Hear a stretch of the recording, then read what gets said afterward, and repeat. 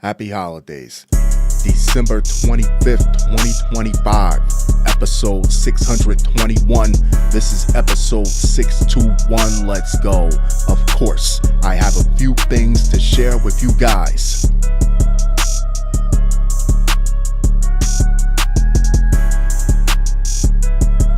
Shall we?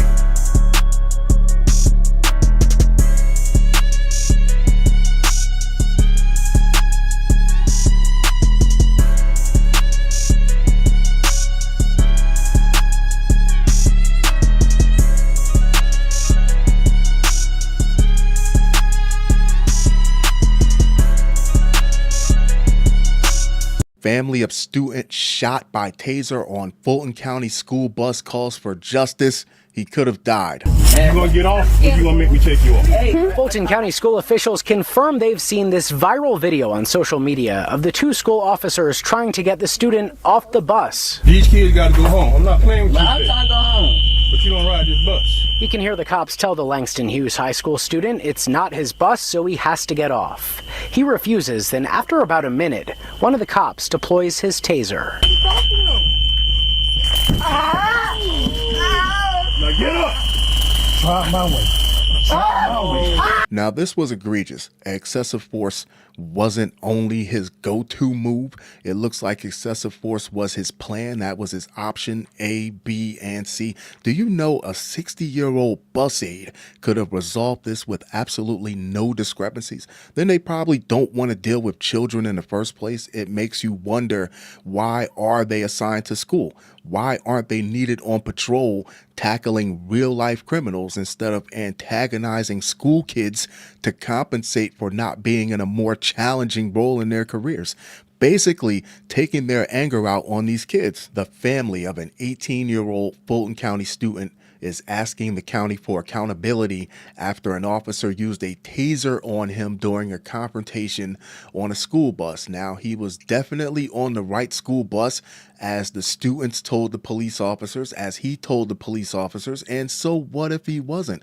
Does it still call for him to get tased, handcuffed, dragged off the bus, and beaten? Are those the only tools you know as a police officer? Video of the incident, which happened last week on a bus leaving Langston Hughes High School, was quickly shared online. According to the family's attorneys, Langston Hughes senior Lanier Johnson, he's a senior, Hunt got on the bus. He rode every day to get home and take care of his 6-year-old brother who was diagnosed with autism. On that day, however, attorneys say the driver claimed that he wasn't on the right bus and called administrators to remove him. So we have the bus driver, himself, and the administrators. He wasn't showing any signs of becoming violent, rude, or disrespectful. So what were the cops doing there in the first place? Why did you have to insert them and just make things a powder keg, a perfect storm for things to go wrong? All it would have took was a quick 20-second phone call to the office. Yeah, he belongs on that bus. It would have been done. We wouldn't even have this story. The situation eventually escalated to 2 officers being called onto the bus to try to remove Johnson-Hunt, despite him and other students saying that he was supposed to be there. Let's go!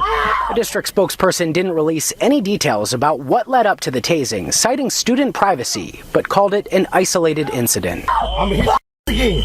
Let's go. I'm gonna hit you again. Get up. Get up. Get that away from me. Get up. I'm gonna hit you again. Girl, no. Let's go. The district says the officer has been removed from duty during the investigation. In the video, after the student is up, the taser sounded like it was deployed a second time. Lanier's a senior. He's been riding the same bus since freshman year. He knows what bus to get on.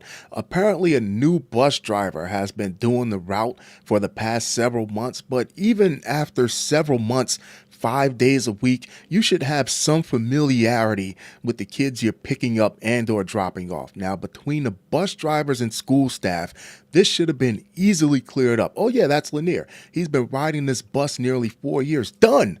Now, I don't mind the practice of having cops on school grounds. I think it's necessary, especially in 2025. But what exactly is the scope of their responsibilities? Are they supposed to stop violence in the schools or make sure kids are on the right bus? In a video of the incident, one of the 2 officers, you heard correct, 2 officers, a nutsack of policemen, asked Johnson-Hunt, "You want to to get off or you want to make me take you off? Does that make you feel like a big man, like a big bad cop standing over a 115-pound kid in your full police gear, barking orders at him, loud and wrong? The teen tells the officers that he is trying to get home, to which they respond that he is on the wrong bus. Eventually, the officers try to remove Johnson-Hunt by force. What do you mean force? He's 115, 120 pounds at the very most. Between the two of you grown-ass men pulling him off the seat,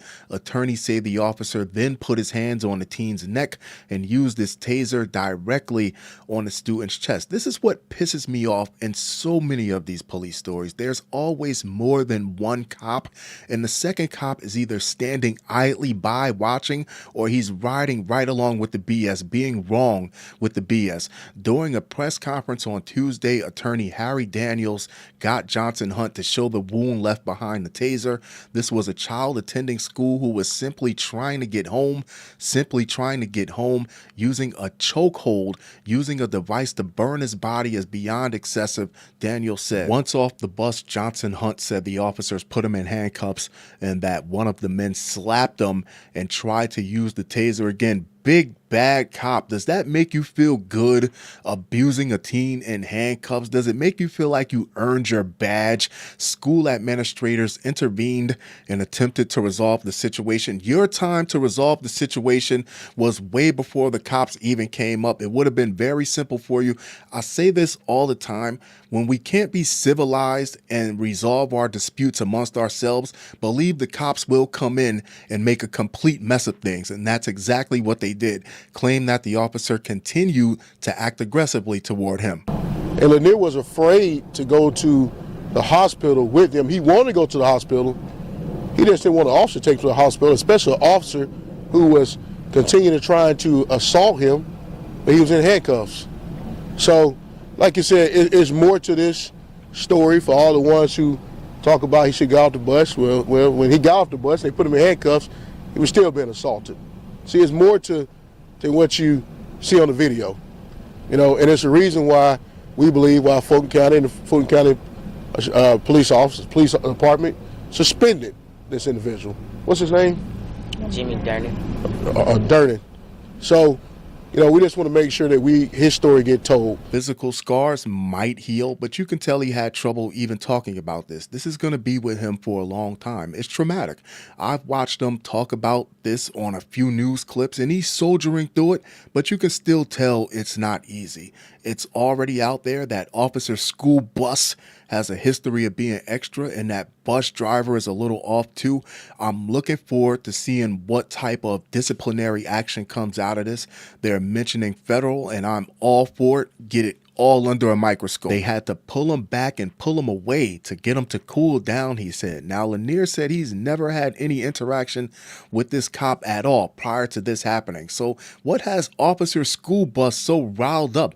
Johnson-Hunt was charged with resisting arrest, disorderly conduct, and obstruction, which I think is a smokescreen to try to give him some charges to make it look like he was in the wrong, like he was doing something bad. The same thing the school did, suspend him to try to cover their ass, to make it look up front like he was in the wrong. His mother, Sharita Johnson-Hunt, said that when she first received the phone call from the school administration, she was told that her son was on the wrong bus, had given officials the wrong name, and was trying to fight the officer. If they genuinely would have asked, they would have knew he was on the right bus, she said. Absolutely.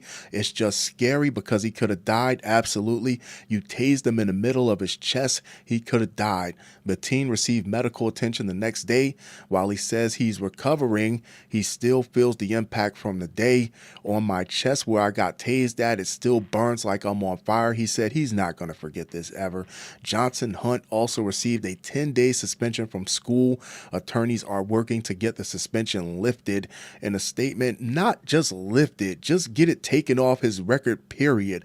In a statement, Fulton County Schools said that the incident is being taken seriously and is currently under review. It didn't even have to come to this. The officer has been removed from active duty pending the outcome of an investigation, a spokesperson said. I just wanted to speak on the situation of when I first received the phone call call from administration, how they tried to play a completely different narrative. They called me and told me Lanier was on the bus trying to fight the police officer. He was actually on the wrong bus. They couldn't get him off the bus. They said that he gave the wrong name. Long story short, none of those things were true. He was on the correct bus. They never asked him his name. They asked another student what his name was. He was not combative. No, he didn't get off the bus after the second time because they lit them off and put them back on the bus. No, he did not get off, but I just don't feel it. Tasing him in his chest was the correct thing to do. Of course, I love to hear your thoughts on this. I love to hear your opinions on this. Whoever is in that administration needs to be fired. Whoever's on that staff needs to be fired because they went to lying to this child's mom immediately to cover their own ass. You know your child. So for them to say a plethora of things, fighting on the bus, refusing to get off the bus, giving a wrong name, getting on the wrong bus, you know if that's characteristic of your child or not. Just telling her basically any and everything to build the preconception that it's him, not us.